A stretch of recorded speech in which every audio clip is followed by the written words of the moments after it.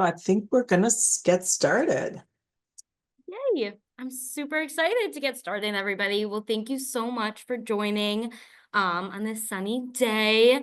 Like Evie was saying, it's nice that we get this extra hour of daylight so we can do something productive together, like talking about echolalia, scripting, and stimming. My name's Allyson Sussman. I'm a speech therapist here at IS Landing. I currently see a wide range of ages of a variety of kids, a lot of neurodiversity and a lot of typical developing as well. But I think it's key to really just understand language as it presents itself. I'm a huge proprietor of just knowing your sources, and when you are gaining information from another person, just kind of figuring out why they care so much. And the reason why I care so much about this topic is I think that connection and engagement is key. If we're going to try to get a kid to, grow their language, to participate in activity or something like that, we kind of really want to use their language as it presents itself to kind of hook and get that engagement to build on that connection. I'm also a huge supporter of visual schedules, so I'm providing one for all of you. First, we're going to go into the terminology of it all, really just build our vocabulary so we can engage in a discussion about these topics. We're then going to move on to why does it stick? Then we're going to go into a little bit more of that script detectiveness, the collaboration piece, and then we'll wrap it all together with how we can really leverage the language used by our kids to get them to participate a little bit better, to really, build on that language as well. So starting off with some of our terminology. Our first one's going to be echolalia. Echolalia is going to be that repeating of words or words, phrases, sentences heard. It can be from a person or a thing. So we're thinking more like songs, shows, movies. It could just be like the announcer on the train platform. That could be just a source of that auditory input that kind of, drives that want to like repeat it back. So an example of this would be if a kid is asked, do you need to go to the bathroom? Yes or no? They might repeat right back, yes or no. It could be that last little chunk, that little phrase at the end. It could be just bathroom. It could be the whole entire utterance. It is just that repetition of the words or words said. Echopraxia is kind of related to that in the way that it's instead of repeating the words, it's repeating the actions. So let's say if I wanted to help that kid and I was holding out my hands and I was like, do you want to go to the bathroom? Yes or no? They might look back at me and put their hands up like this. They might think that's kind of what I'm asking them to do, or they're just processing the interaction as a whole and repeating it back. Another example would be if someone's clapping their hands. Someone exhibiting echopraxia may also clap their hands. So echolalia, repeating the words or sentences heard. Echopraxia is going to be repeating the movements seen. Echolalia can be immediate. So that's happening right away. You're getting it right back in that same encounter, same conversation. Delayed is going to be a little while later. So this might be, you say something to a kid and then the next day they hear it and they repeat it back to you and you're like, oh yeah, that's from our conversation yesterday. Davis in 2017 did a case study on this to kind of gain some insight on what really is the definition of immediate versus delayed. And super interesting to learn that they found that immediate occurs within like 2 conversational turns, whereas delayed occurs more so after. So like 2 conversational turns later plus. It could be even later than that as well, though. Like I've repeated a thing to a kid and heard it the next session, like a week later as well. That would be delayed echolalia. That is them repeating back the thing that they heard, but at a later time. It's super closely related to scripting. So scripting is delayed echolalia. That is, we're using the language or repetitive phrases kind of as a way to communicate, express oneself, or just navigate a social interaction. And similar to echolalia, it can be derived from so many sources. It can be from one's favorite movie, TV show, maybe a line from a book they really like, a YouTube short. It can be the instructions they heard in school. Really, any experience can cause a script to be born. So in this example below, you can see this little guy's favorite show is Paw Patrol. So his go-to script might be, let's take to the sky. Kind of a common maybe phrase said on that show. I'm not 100% sure, but I've definitely heard it enough to think that it really has a good root and a good repetitiveness within that show as well.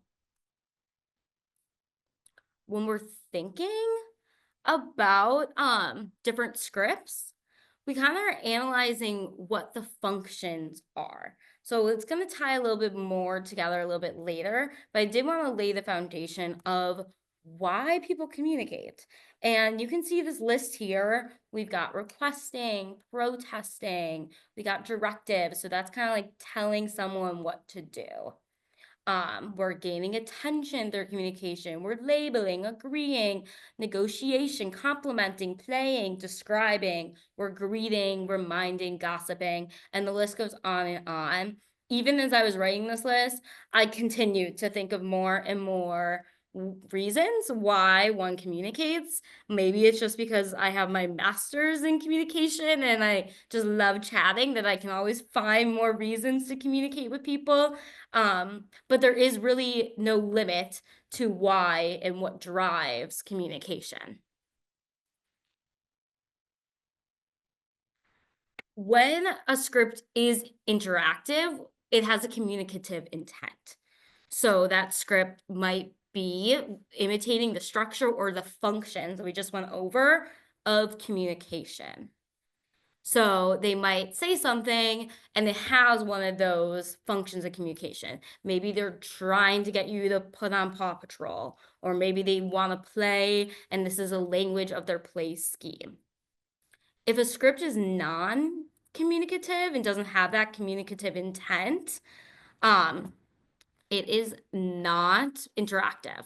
This can instead be used as like self-regulation, self-direction, rehearsing maybe some language that they've heard, or it could be stimming.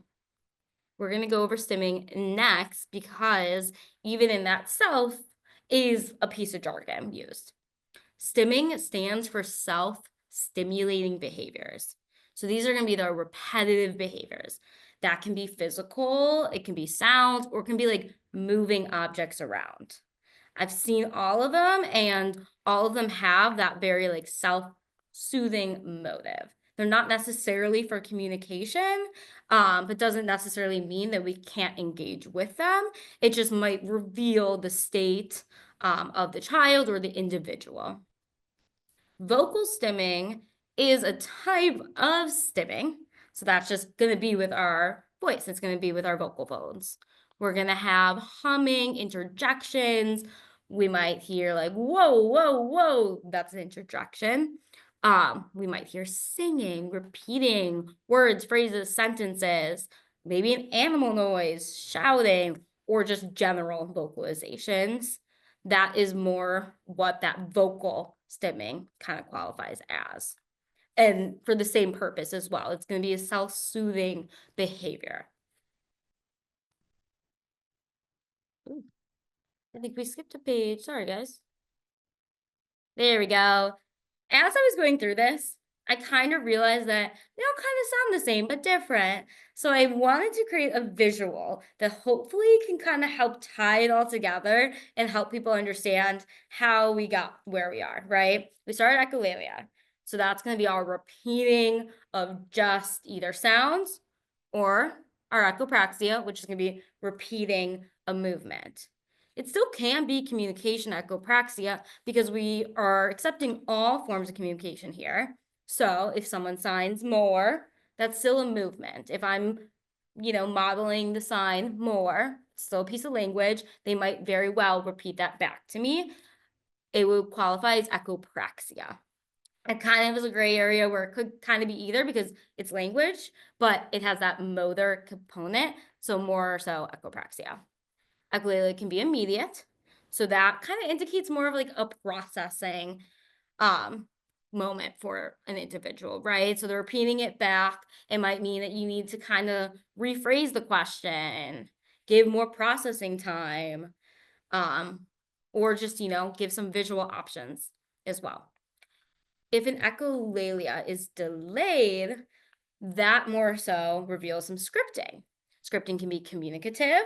So that's, they want that interaction. They want to engage with another person, an item, whatever it may be, or it can be non-communicative. That's going to be more of our stimming, our self-regulation, and our self-soothing. All of these we can engage with. Every single one, even the non-communicative ones, they can be something we respond to, and we can use that language to engage, to build that connection, and to continue the interaction, and hopefully bring them back to, whatever the activity was, whatever we really want to build and strengthen with our children. So why does it stick? We are hearing these scripts maybe a month before, but it's somehow still fresh in our individuals' minds. So, like, why? What's about it is causing it to stick in their brains? Scripts are often associated with really strong feelings. So, maybe something super exciting, it's super dramatic. Maybe it's associated just with a really strong feeling that they have. It might also have that varied intonation. Maybe they just really like how it sounds. We know with differences in processing, sometimes when we feel happy, somebody else might feel that same emotion, but tenfold, right? We're feeling the high highs and maybe the low lows, and our regulation might be more having a bigger swing back and forth than others. So maybe we hear the same line from the same song, but we're like, oh, I like it. And someone else might be like, I love it. It's having that really strong association, they're having a very strong feeling. Maybe it's very exciting to them. Repetition serves a few purposes. It's for processing information. So, they're running it through their head, they're gaining that information, they're feeling that feeling. And it's also for providing comfort. Echolalia is a part of everybody's development. So the echolalic stage occurs in youth when a child begins to imitate words and phrases. This stage usually concludes around 3, but as we know, there's varies in development. If it continues, it can be an indicator of differences in language processing and language development. But every child in the beginning will kind of repeat back what you're saying. We want that. We want them to be repeating us because that means they're processing and storing information, especially language, which they will need to use as they continue to grow and language demands continue to change. I think it's super interesting when we think of scripts and how some individuals are able to recall these specific details and specifically how it's said with the exact intonations used by like their favorite character or used by maybe their favorite family member, right? So it's interesting to think of episodic memory in this as well, about how you kind of need to have a strong and functioning episodic memory to hold these scripts in your brain and to carry those details forward to continue to use them either communicatively or just in a self-soothing manner. I tried to do some recon on this to see if there was any research that kind of tied memory, strength, and neurodiversity together. And at this time, there really wasn't any. So I'm very excited to see if research does become available on this topic, because I think it's really interesting to consider episodic memory, especially when we're thinking about rigidity or those strong routines that some of the individuals we work with or that we know personally have, So if I have some clients on my caseload that the first time they ever went inside the gym, this is exactly what they did. This is their routine now, and we follow it to a T, trying to build on that flexible um, ability and just flexible thinking is something we're working on, right? But because they have this strong tie to that first time they were in there and they have that strong memory, their episodic memory is working really well. It causes this rigidity, right? And the routines correlate. I think oh, I'm gonna pause right there for just a second before we jump into this video. If you came to one of my previous discussions, you know that I really value listening to the neurodiverse population and hearing their perspectives on it, trying to ask more so the experts in this topic to kind of understand maybe what's their experience. So maybe some of you recognize Abby. Abby was on the show on Netflix called Love on the Spectrum. Abby is an adult. Abby's been in speech therapy since she was a child. She still is currently in speech therapy. I can tell you that because I follow her on social media and she talks about it. And I think it's very cool. And so Abby's been really strengthening her language abilities her entire life. So we're watching Abby's video where she's going to explain from her perspective thinking in memories, using that episodic memory, and also kind of how it correlates to scripting. I'm going to play this video. Please chat if you can't hear it. Memories first instead of using the feeling words. Thinking in memory. Yes, that's correct? right. So give me an example of that. Stupid effing rain. Instead of that, you would say with memories, you would say, That's the clubhouse, or that's the bird pictures at the cabin in Lake Arrowhead. those are things that Abby felt angry about or didn't like way, way back, when she used to do this all the time, instead of the real word. And I did something called, A visual and dictionary. here it is. This is a dictionary of images and memories she had, and I gave her her memories, but I attached the feeling word to it so that it bridged the memory to the word so that Abby could be understood. Right. So I love that video. And I think it really like showcases the point here. So when she was a child, before she developed all this strong language that now she can express how she's feeling, it was really hard to express this abstract concept and to create like a novel expression, to put all the words together in a syntactically correct manner. But she had a script. She remembered how she felt at Arrowhead. She remembered that strong feeling that correlated with it. And she had that language from, I don't know if she said that, somebody else around her said it. Regardless, it's a language script. It's already been said, it's already been pre-prepared. She had that stored away in her brain. So she was able to express how she was feeling by relating it to another experience or another event. Her mom is wonderful and created this dictionary for her to help her be understood. So her mom had to kind of work through and become this script detective to help connect and engage with Abby and to help understand what Abby's trying to get across and be understood by other people, right? So they put a visual on there. They wrote the feeling words out. They connected it back to the script altogether. I think this is such a fabulous idea, especially if our kids are using scripts regularly, trying to figure out what the meaning is and give them the language to, further progress their language skills so they can be understood more clearly by others.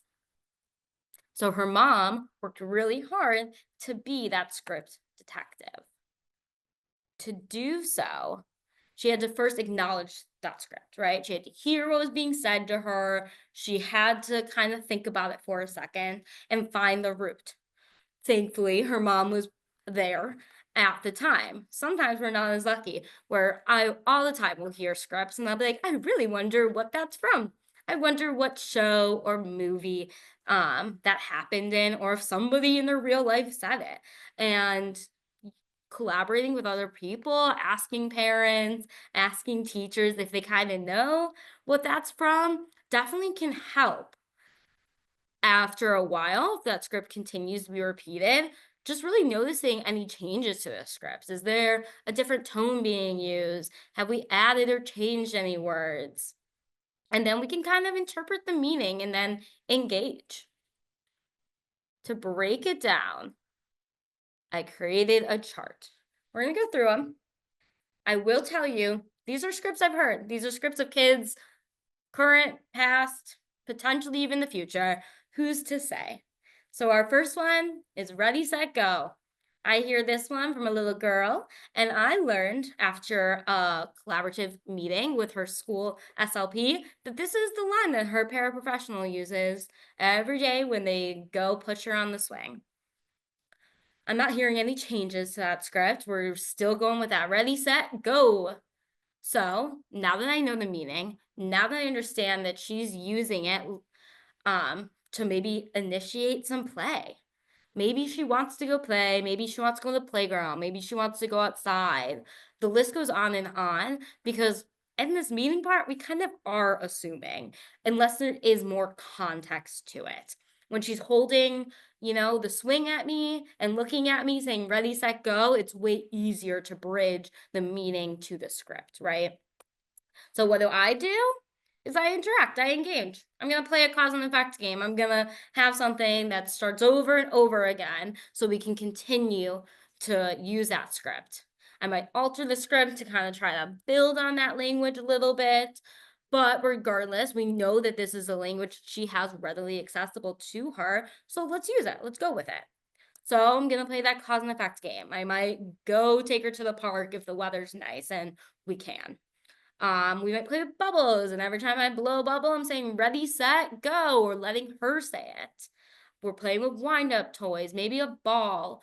Also, you don't even need any props. The amount of times that I've just used this ready, set, go and done a silly move at her and had absolutely no equipment with me, nothing besides just my body or my voice or my face. Yeah, awesome. Awesome and super engaging. Or if it's really not possible, if we're doing something completely else and she's kind of requesting to play by using her script ready, set, go, I can also just affirm it. I can say, yeah, you love playing at the park. Or tomorrow you can play more. Let's play later. Just acknowledging it and engaging with that script is going to further that connection and build your relationship. One of another kid that I've worked with in the past loves SpongeBob, so often recited the song F is for friends who do stuff together. And yeah, it was straight from SpongeBob. He loved repeating a fun song from his favorite TV show. There was no changes within that one. Maybe in those moments, he's thinking about that show. Maybe he's thinking of his friends. Maybe he's wanting to listen to music. The list goes on and on because, again, if we are just talking about that script on its own without any context, any body language, any situation, we really are assuming, given the fact that maybe he's jumping on the trampoline and wants to, sing and dance. Maybe I'll sing along. Maybe I'll ask him a question and say, who's your friend? Or give him some language models and, say, my friend's Megan. Maybe I'll ask which character of the show he's liking these days. But regardless, I'm really just affirming that script. I'm saying, I heard you. We can talk about this. Yes. And whether we're talking about it or just singing, either way, we are engaging. And then last one, we got, there's a monster over there. This is a phrase from their favorite YouTube. And it has changed. I worked with this kid for a while and it used to be, there's a monster. So now we have that additional clause there, right? So we're seeing some of that language process or progress.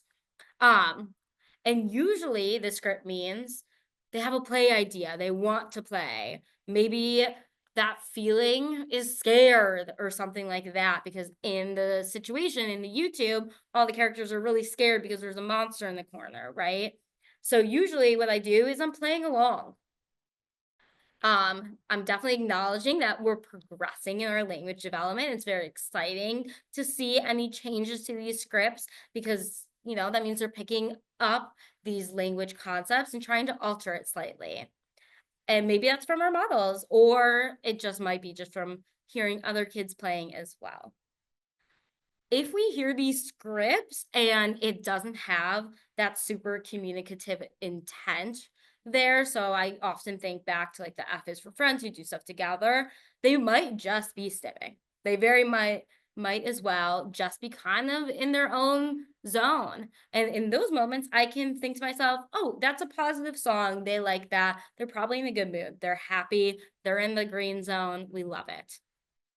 There's a monster over there. Sometimes for this kid, it means he's about to elope the room because he's gonna run. This game that he's playing involves running. So it also kind of clues us in to maybe what their next action is or how they might be feeling in a given moment. Like we said before, finding the root is really key in some of these moments, right? To kind of understand what the emotion is or what they might be thinking about. And sometimes it's easier than others. I always go back though to collaboration. We want to be collaborating with the entire team. Obviously, our client, our students, their families, they are in the middle, they are the center of it. Underneath that, we have so many people supporting them. Here at IS, we've got the TAs, we got every therapeutic assistant, we have our speech paths, our PTs, our OTs, our behavioral therapists, our RBTs, our social workers, our special ed teachers, and that also includes other individuals that might see them as well. We also have our admin, our IT, and our maintenance also supporting our kids here because, you know, they might need support with a swing or with their devices. And then, of course, the BCBAs. But being able to work together is super helpful because maybe they pick that script up from somebody in our immediate environment, in our immediate system, or potentially it's from someone on the outside, maybe their family or maybe one of their teachers in school.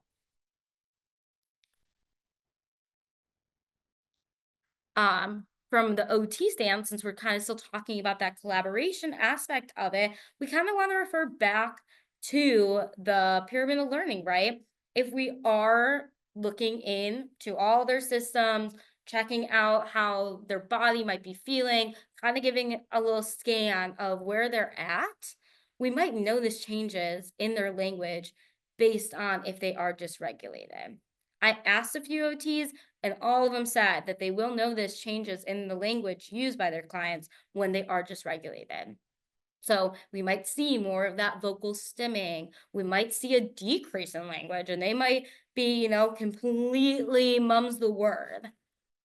And so on. It's very interesting to kind of think about how stimming and vocal scripting might change based on if we are dysregulated or if we're not fully at baseline, if some difference of their systems are kind of at play. And we also want to consider Gestalt language processing. So unfortunately, we didn't have a whole lot of time to go into all of this information today, but stay tuned because I'm very excited to talk about it. But we do want to consider different language development. And one that's really being talked about right now is Gestalts and how these multiple word utterances or these chunks that a speaker hears, stores, and uses, they might be using it before they have knowledge of each piece of what they're saying. You know, they might not fully understand verbs and nouns and adverbs yet, but they might be able to put it all together perfectly because it's something they've heard. Gestalts can also be described as delayed echolalia or scripting. So it kind of all comes back together. And Gestalt language processing is just this model of language acquisition where a child acquires Gestalts as their initial unit of language, and then they kind of learn to break it down and build on it as time happens. So a really good example was that number 3 with the monsters are coming from over there.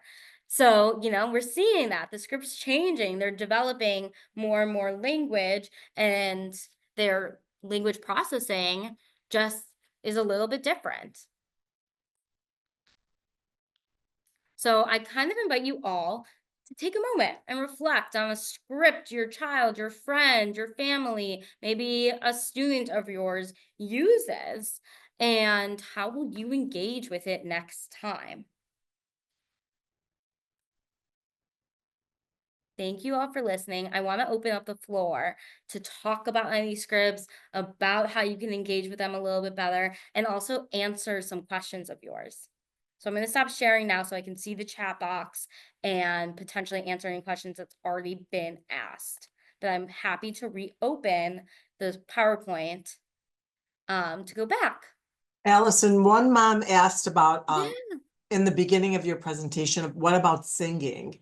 Yeah, so singing for sure. Singing is definitely going to be one of those vocal stimming, or potentially if it does have that communicative intent, could be that scripting as well. It depends on the scenario of what the song is, maybe what the root is. But Stacey, I would love to hear more about the song, or when you kind of notice it being sung.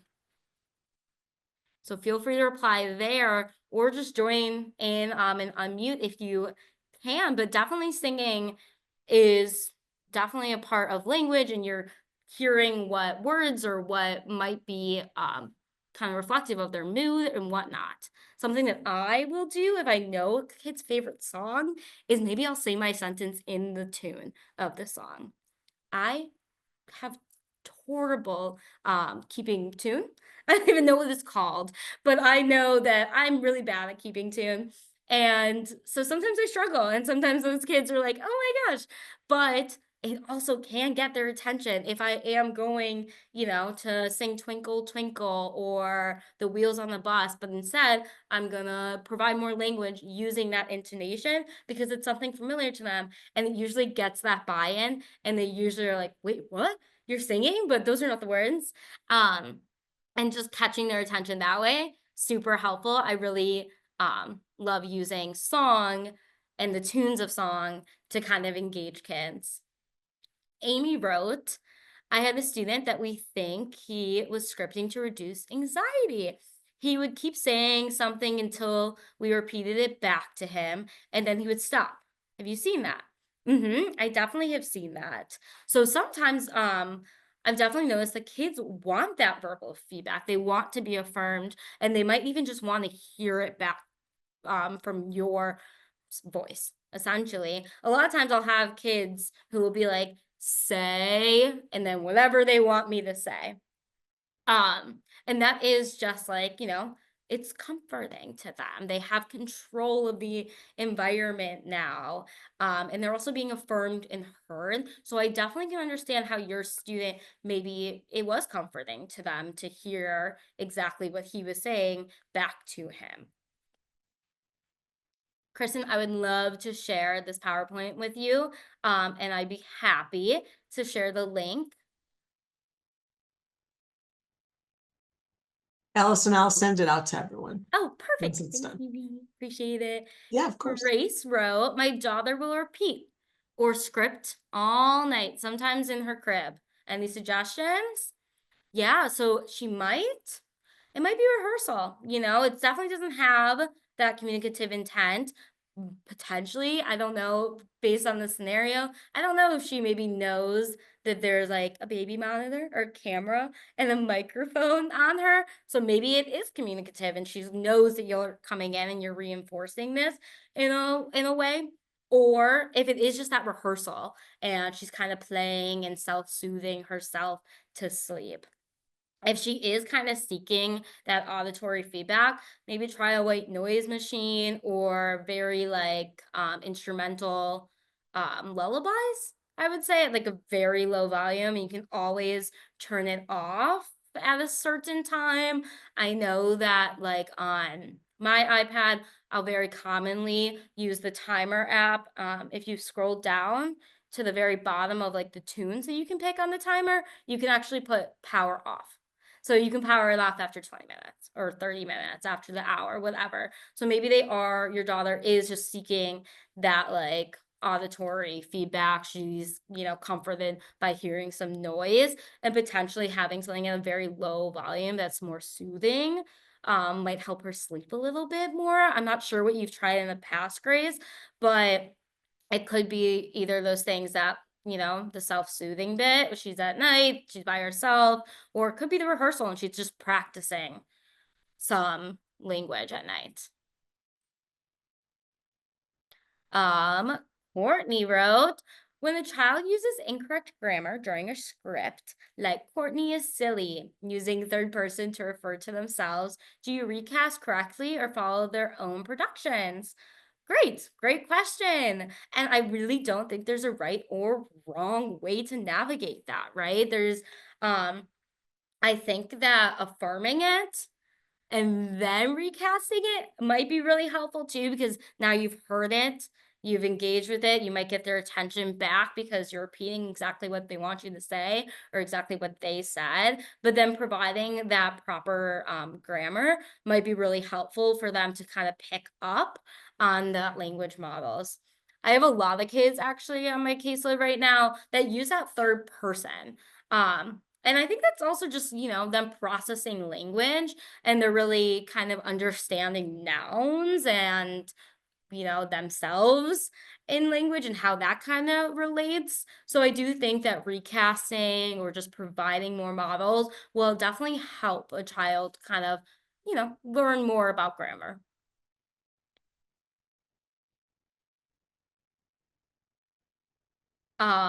Any other questions? I love all the conversation happening.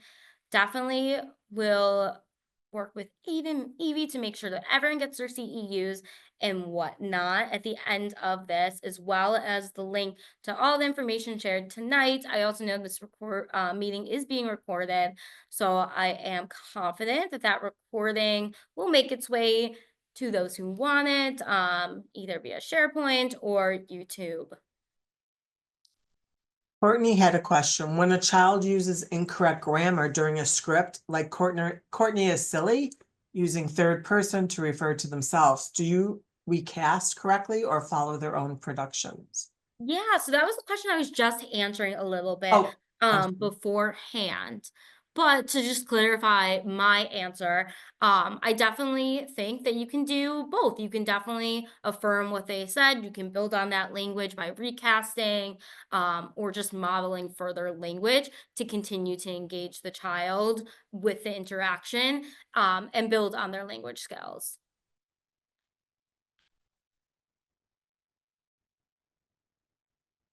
Does anybody else have any other questions? I have a question real quick. I was wondering when you were talking about delayed and immediate echolalia, I have a kiddo right now who I see both of those. Is that common to see both in a kiddo? Yeah, I definitely think so. I think it's part of this processing of it. And as we kind of talked about before, like sometimes when that echolalic stage carries on, it's just evident that there is a different language development happening. So for that immediate, sometimes I think that it might just be that processing, and we just gotta kind of get more clever a little bit, or at least myself, with rephrasing the question.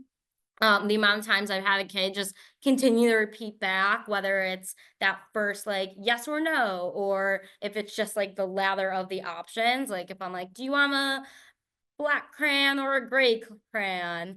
And they just continue to reply with that last option, that immediate echolalia right there, then I've got to try something else. I've got to whip out a visual. Maybe I just throw the crayons onto the table and just let them choose and just provide that option there. But I do think it's very common to see both because it is just evidence of a different language development happening. Awesome. Thank you. that- This kiddo is also still very little. He's not even 3 yet. And so I'm kind of wondering how much of the echolalic stage is in play here versus just his true language Yeah. development. So a lot going on with him. Yeah, totally. And that definitely, you know, I do EI as well, so early intervention. So that's our 0 to 3 years old. And sometimes I will see echolalia, and I just, you know, gotta remember that if they're very young, they're still picking up, and it's very normal for little kids to just kind of imitate and mimic exactly what we're saying. And we also really, really want that, right? We want them to be picking up on our models. We want them to be repeating after us because that means they're processing it. Maybe if they're working on speech sounds, maybe they're practicing those speech sounds then. But we want them to be imitating and open to imitation as well, just because that is a way that kids will learn and pick up language as it comes. Awesome. Lisa Thank you so just much. asked, yeah. Lisa just asked, what about apraxia of speech? Is there a generalized correlation or component of language developmental delay? Ideas for intervention? Great question. Apraxia of speech is a little bit different in the way that there's this like discoordination between what we want to be saying and our muscles to say it. So apraxia of speech, we might really see a lot of speech sound errors. If a child is echolalic, they do have scripts that they will repeat you, I think it's something to really capitalize off of and get them to kind of practice some of those speech sounds that they might be working on, either using, you know, like a cycles approach or trying to build up on a word. So going from like hip to hippo to hippopotamus, you know, just trying to really build up on that and getting them to kind of, you know, repeat after you.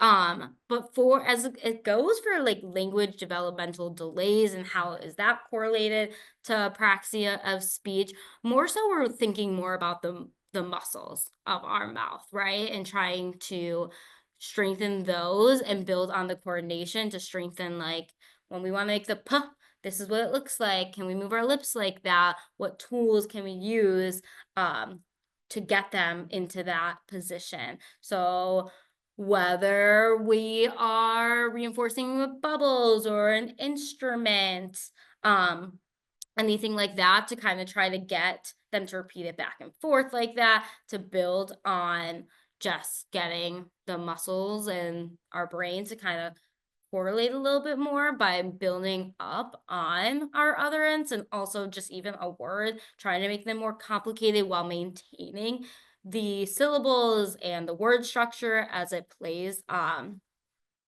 But yeah, I definitely would say work with your speech path for sure to try to get some good ideas of, you know, what sounds are they working on right now? What are things that they commonly are receptive to and whatnot.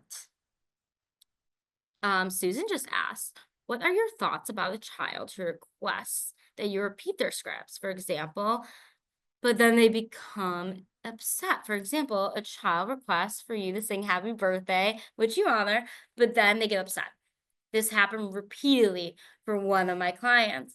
It sounds kind of like a behavior trap a little bit. You're starting this cycle over again and over again, right? Where you're doing it because they want you to, and you're trying to honor their communication and respect their autonomy and, you know, follow their directions the same way that you kind of want them to for you.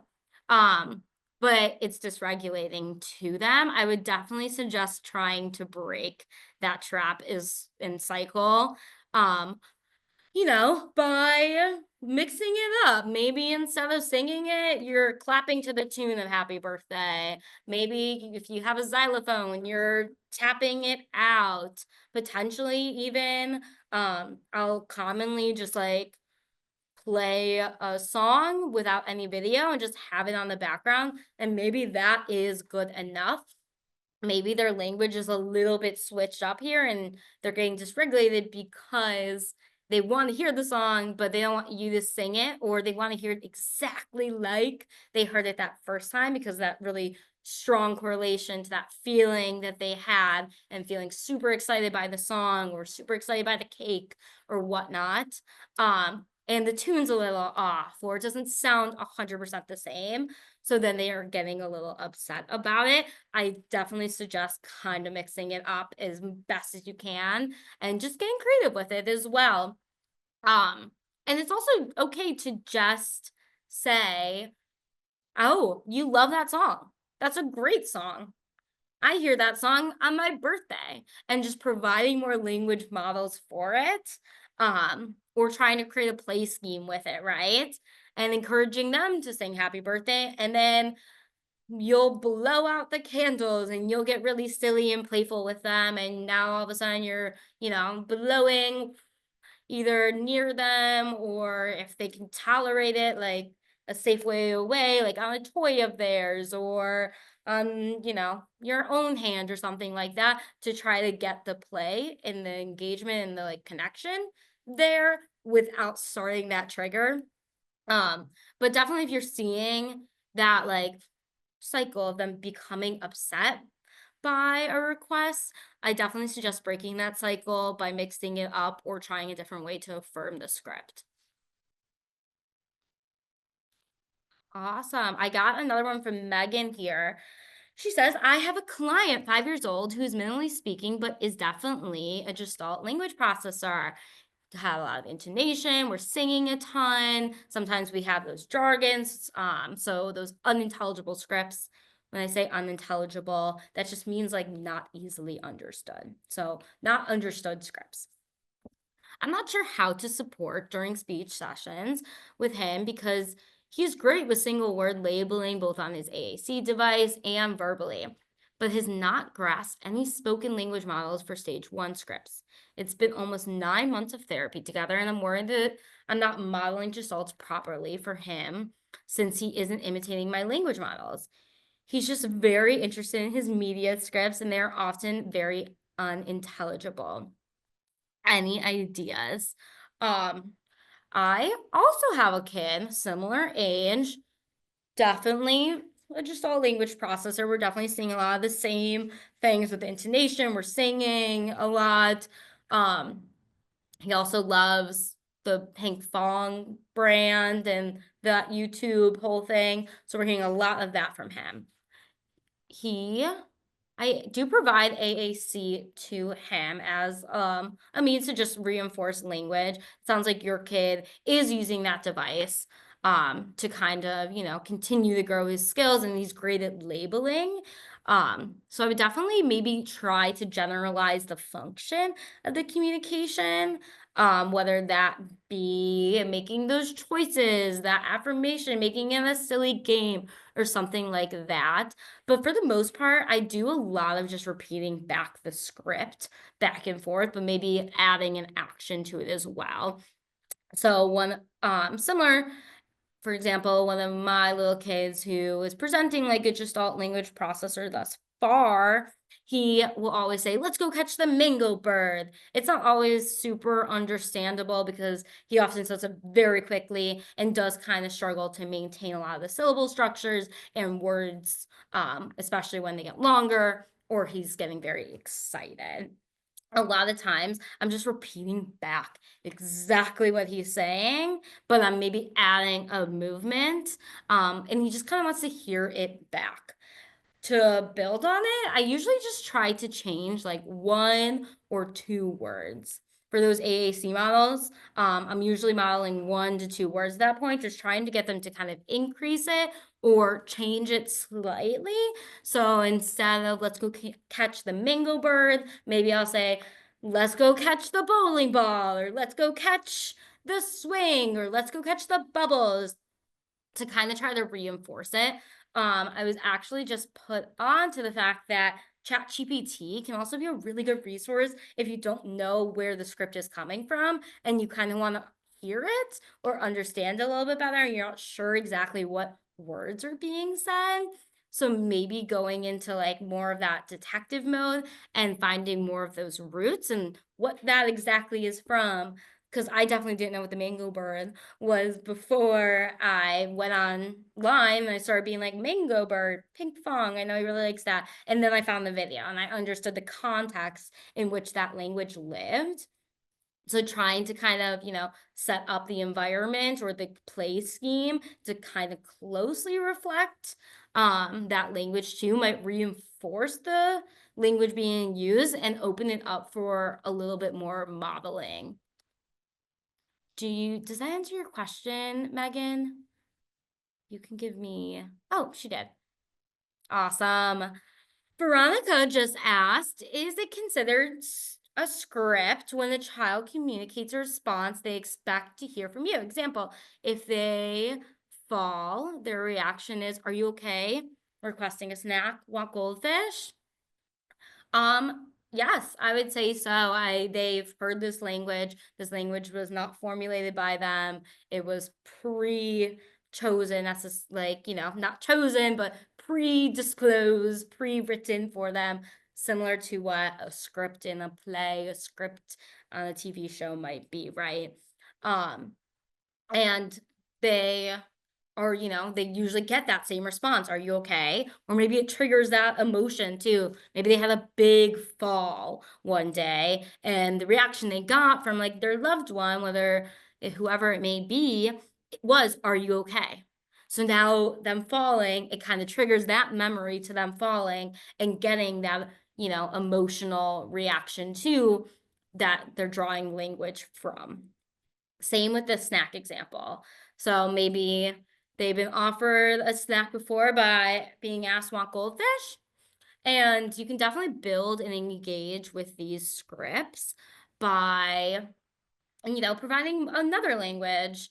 You can continue on by saying, uh-oh, or I fell down, or you can repeat it back by definitely, if they are expecting it back exactly as they're hearing it, that might mean that you've already have their attention, which is a lovely time to model more language. Even just repeating the first half, are you okay? You fell down. And just elongating that sentence too might be a really easy and nice transition into kind of providing more language modeling in, the interaction. When we're requesting a snack, maybe you do show goldfish, but then you also show veggie straws. So now they actually have to make a choice and they actually, they have to be like, want veggie straws or want goldfish. Instead of maybe repeating want goldfish, you can change the tone and show them what the affirmative kind of sounds like or what the negative sounds like and be like, no, I don't want goldfish. And kind of modeling how you can use your voice to say the same thing, but to have a different meaning and demonstrate another function of communication.